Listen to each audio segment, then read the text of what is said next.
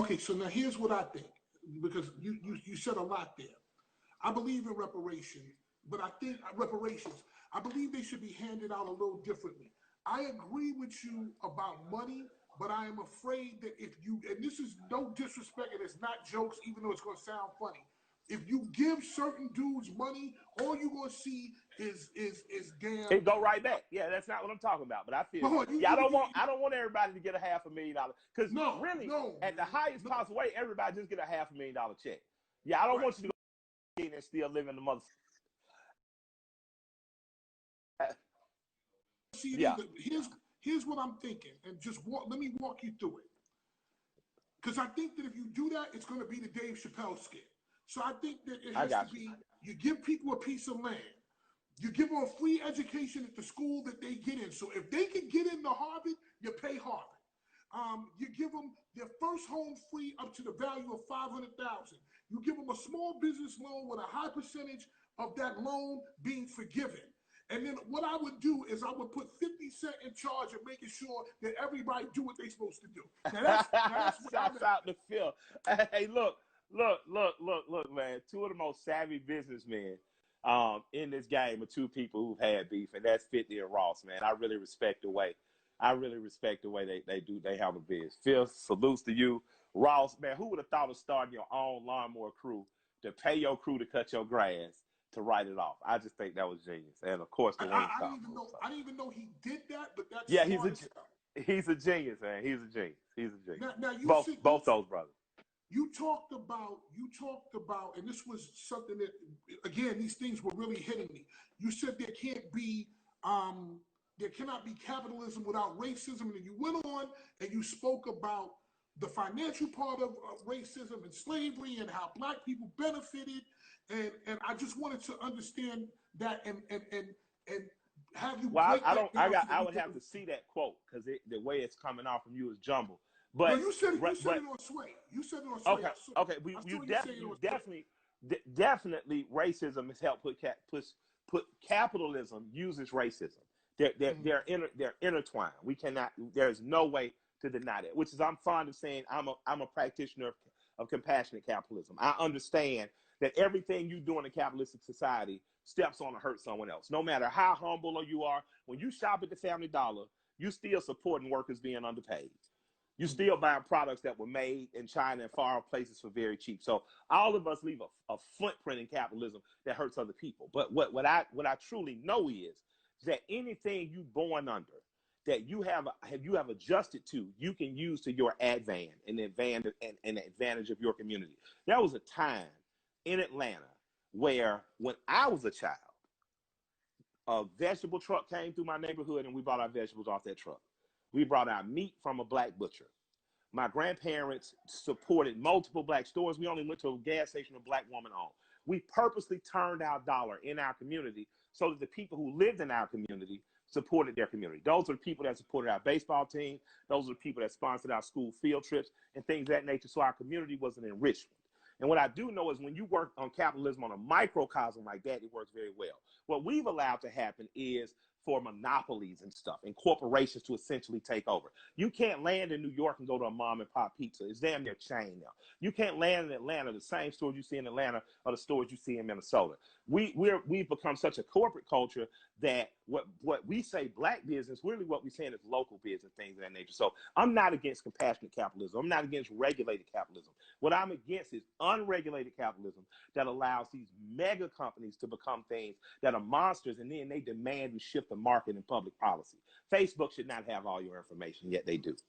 But Facebook can donate to campaigns, and you cannot.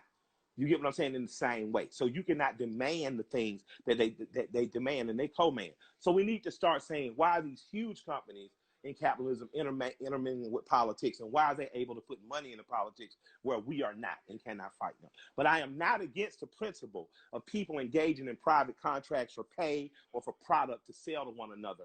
I'm not against that in principle. I'm not against the economy of I can have a bargain. I don't have to buy something from a store I can buy from my neighbor. I'm not against that principle. I am against the principle of superstores landing in cities and decimating the economy of all of the people who may be in that, and it being unregulated by politicians because of relationships with lobbyists.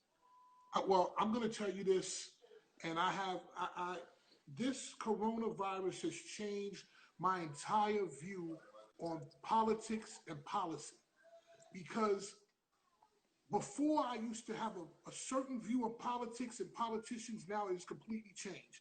In my mind, politicians do not work for the voters; they work for the donors. Yeah, absolutely. That's always that's you. So how do you get them, number one, to do what they're supposed to say when they really don't work for you?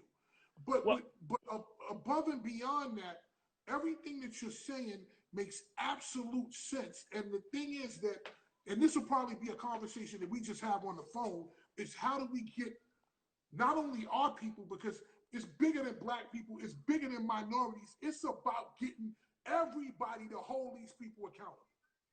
I agree with you. Well, one way I did it was support the presidential candidate with a policy that would have addressed that.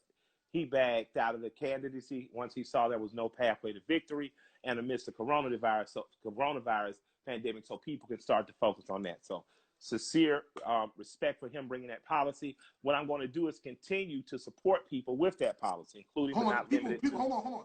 1 second. People, he is referring to Bernie Sanders. Yes, I am. And so I'm going to support people like Nina Turner right now, who's still out there on the national stage pushing the line.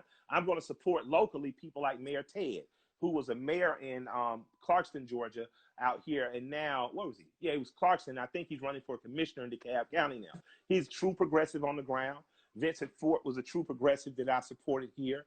And I'm going to do that. So locally, take your fight locally. Whether you win or lose a national election, you can see what you want to see locally faster. You can run someone against the person you don't think is best for your school board. You can run someone. Right now in Atlanta, there's a prosecutor he's a black prosecutor, has done a fine job of prosecuting, but the community was not satisfied that he prosecuted some teachers in a testing scandal. So a young progressive has popped up and is running against him. Now, whether the kid will win or lose, I don't know. But what I do know is, being in Atlanta, my heroes and villains in terms of politicians have always been black guys. So it's interesting to see these young black progressives popping up, kind of running against the old vanguard.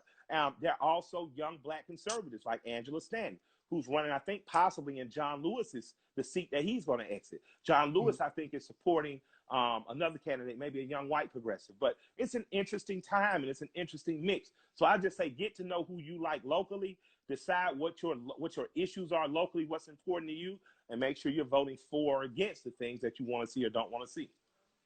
That's strong, man. I'm going to leave you on that. Thank you, brother. Thank you. I appreciate you. Listen, you go smoke that. Go do another, roll two more up for me. Smoke one for me. I'm going to get in touch because I want to go back and forth with you just privately about a couple other things, ownership and a couple other things, because we had a great conversation about 3 or 4 days ago, and I'm going to follow up with that, man. I love you very much, and I'll catch you later. Man, I love you back. Let me shout out 2 things, man. Next Level Boys Academy. You guys look them up, and you guys follow them and support them. They got Gary's doing some great over there. And Paul Kids Foundation, right next to Bankhead Seafood, that we partner with them to help people in Atlanta. So if you're in Atlanta, support those 2 foundations. Love and respect, and I'll talk to you guys soon. Fatman Scoop.